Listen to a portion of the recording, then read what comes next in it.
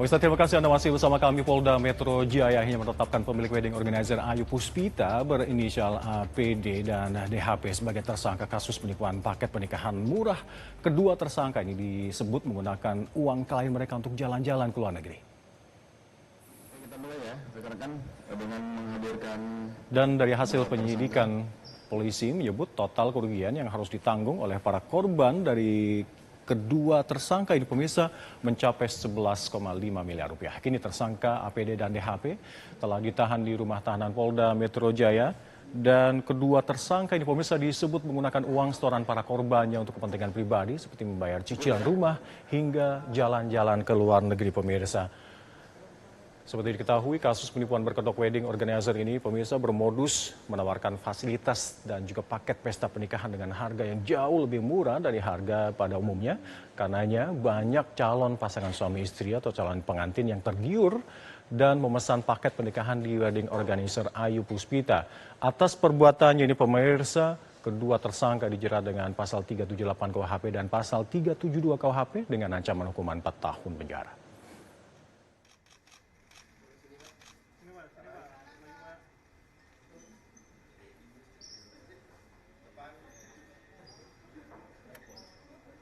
Dan pemirsa, pengambil alihan kasus dugaan penipuan WO Ayu Puspita oleh Polda Metro Jaya dari Polres Jakarta Utara sebelumnya ini sekaligus menandai babak baru kasus yang cukup meresahkan masyarakat ini. Kasus ini pemirsa seharusnya menjadi momentum bagi kita semua khususnya di industri kreatif wedding organizer untuk bisa membuat standarisasi nasional dan juga mekanisme pembayaran yang aman serta pengawasan yang lebih ketat agar kasus penipuan semacam ini tidak memakan korban lainnya. Pemirsa, kita coba akan mengulas pendalam sejumlah hal kenapa kasus penipuan berkedok WO ini bisa terjadi. Kita akan mencoba flashback sejenak kronologis kenapa kasus penipuan WO Ayu Puspita ini bisa memakan begitu banyak korban dari kasus ini.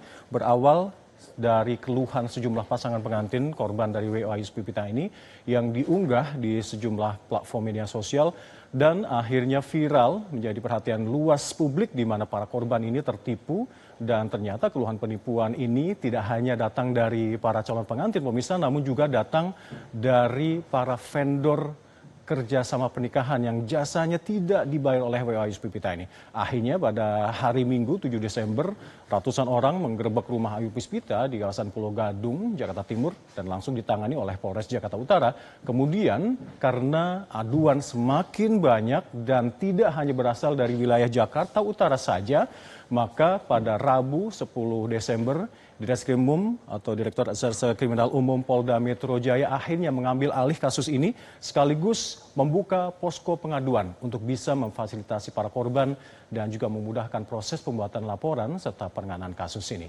Dan kita setelah mencoba meneliti lebih jauh terkait dengan kronologis kasus ini, kita akan membahas siapa kira-kira dalang di balik kasus penipuan yang cukup menggegerkan perhatian publik ini.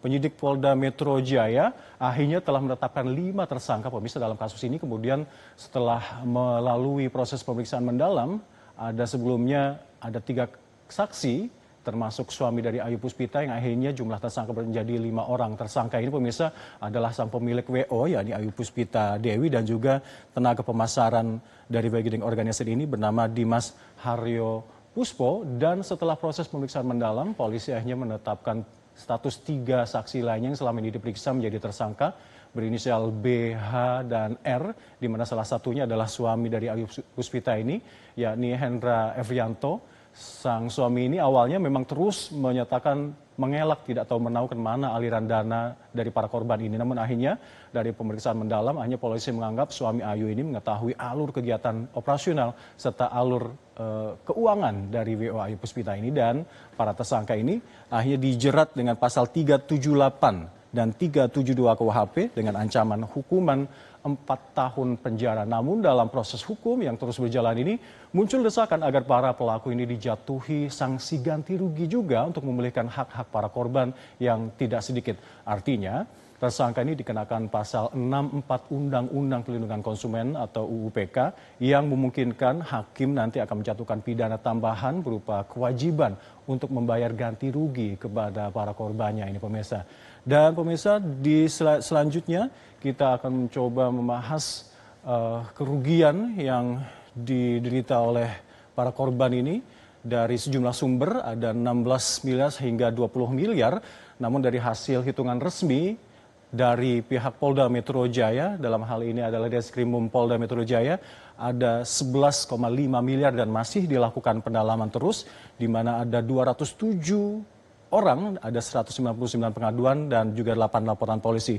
Dan yang menarik adalah terkait dengan modus penipuan di sini adalah menawarkan harga paket pernikahan yang murah sekaligus iming-iming untuk bisa berlibur ke luar negeri, dan ini ternyata terbukti banyak menggait para korban atau para calon pengantin yang kemudian dijadikan korban. Dan pemirsa, Polda Metro Jaya akhirnya mengambil alih kasus yang semula ditangani oleh Polres Metro Jakarta Utara. Kita ke slide selanjutnya, di mana akhirnya Polda Metro Jaya membuka posko pengaduan. Anda bisa datang langsung ke kantor Direktorat Reserse Kriminal Umum Direskrimum Polda Metro Jaya, dan juga Anda bisa melalui online atau layanan pusat panggilan di call center Anda bisa menghubungi nomor 110, dan melalui media sosial di posko pengaduan juga melalui media sosial Instagram Direskrimum di @direskrimumpmj. Dan pemirsa, terkait dengan hal ini, penipuan kasus WO Ayu Puspita ini, pemirsa, ini laksana puncak gunung es, di mana tak lain dan tak bukan ini terjadi karena lemahnya tata kelola industri wedding organizer, dan tak hanya ini membutuhkan semacam standar dari layanan, juga kurangnya perjanjian yang baku, dan akhirnya banyak sekali pelaku-pelaku wedding organizer yang gagal menepati janjinya dengan hanya kepada konsumen namun juga kepada para vendor. Dan akhirnya semua ini kita amati akibat lemahnya pengawasan, dan alangkah lebih baiknya jika ada semacam standarisasi nasional, sertifikasi usaha wedding organizer, dan sekaligus mekanisme pembayarannya agar aman dan juga pengawasannya ketat, agar kasus penipuan semacam ini tidak terus berulang dan bisa memakan korban-korban lainnya. Jelajahi cara baru mendapatkan informasi. Download Metro TV Extend sekarang.